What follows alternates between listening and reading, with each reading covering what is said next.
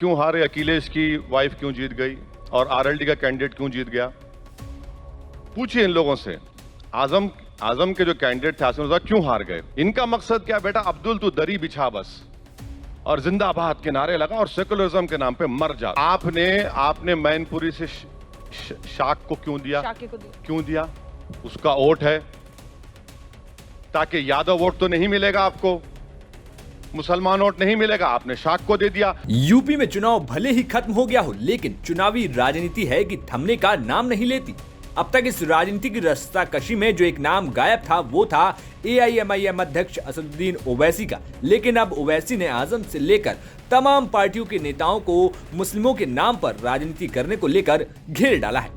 दरअसल एजेंडा आज तक के कार्यक्रम में ओवैसी पहुंचे हुए थे और यहां उन्होंने कहा कि रामपुर में मुस्लिमों की आबादी सबसे ज्यादा है और हमने तो यहां चुनाव भी नहीं लड़ा, फिर कैसे भाजपा वहां जीत गई? तो भाजपा की बी टीम ओवैसी नहीं बल्कि ये लोग हैं जो मुस्लिमों पर भाजपा को रोकने का जिम्मा थोपे हुए हैं।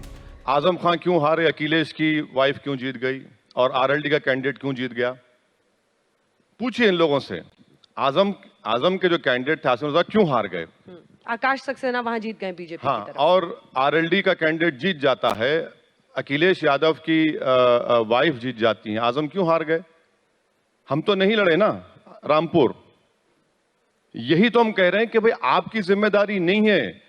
नरेंद्र मोदी को क्रेडिट देना पड़ेगा कि उन्होंने भारत की मेजॉरिटी कम्युनिटी की दुखती रग को पकड़ लिया है और ये लोग समझ नहीं पा रहे हैं। मगर मुसलमान को ये ख्वाब दिखाया जाता है कि आप हरा पाएंगे। हम ये बोल रहे हैं कि भारत में से तेलंगाना है, वहां बीजेपी कभी नहीं आएगी इंशाल्लाह, आंध्रा है, केरला है, मगर दूसरे प्रदेशों में आप अपने पॉलिटिकल रिप्रेजेंटेशन को मजबूत करिए। हम सबसे ज्यादा आगे कुर्बान हो जाएंगे। अरे कहां कुर्बान होंगे? आप कुर्बान हो रहे हैं, बीजेपी जीतती जा रही है। इतना ही नहीं, ओवैसी ने मंच से वही बात दोहरा दी जिसको लेकर कभी सपा वालों ने अखिलेश यादव को घेरने की खूब कोशिश की और रामपुर विधानसभा उपचुनाव में इस बात की खूब चर्चा भी रही। ओवैसी ने कहा कि गुजरात से लेकर तमाम चुनावों में नेताओं ने मुस्लिमों को अपने पास किसी सीट पर नहीं बैठाया। क्यों भाई? क्या अब्दुल सिर्फ दरी बिछाने के लिए है? आप खुद देखे होंगे कि क्या कांग्रेस या दिल्ली के मुख्यमंत्री की जनसभा में कितने मुसलमान बाजू बैठते थे उनके लीडरों के। इनका मकसद क्या बेटा? अब्दुल तू दरी बिछा बस और जिंदाबाद के नारे लगा और सेकुलरिज्म के नाम पे मर जा, माने पॉलिटिकल सेकुलरिज्म। उसके बाद हम रोज मरते हैं, कोई नहीं पूछता।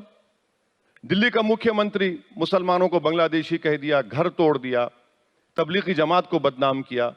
मगर आज आप देखिए, यही तो बात समझने की जरूरत है। इतना ही नहीं, ओवैसी ने रामपुर में मुस्लिमों की आबादी होने पर भी आकाश सक्सेना को टिकट दिए जाने को लेकर पूछा कि मैनपुरी में आबादी देखकर शक कैंडिडेट उतारा गया, लेकिन रामपुर में आपने आकाश सक्सेना को क्यों उतारा? 63% रामपुर में मुसलमान आपने कहा,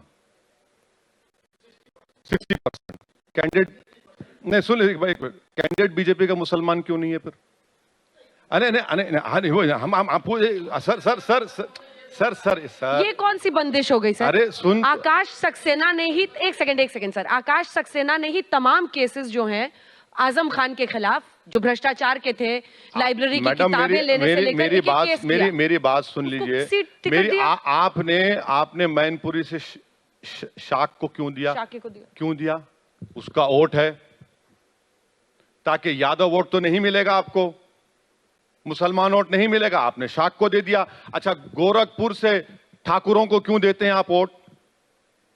आप करेंगे तो थाली मारो, और हम जब पूछ रहे हैं तो नहीं गलत है।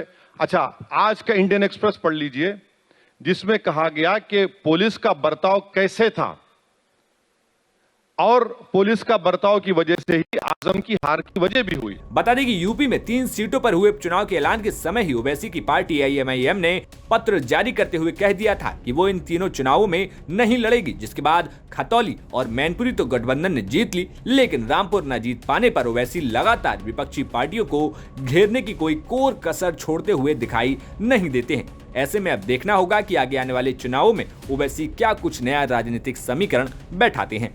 ब्यूरो रिपोर्ट, यूपी तक।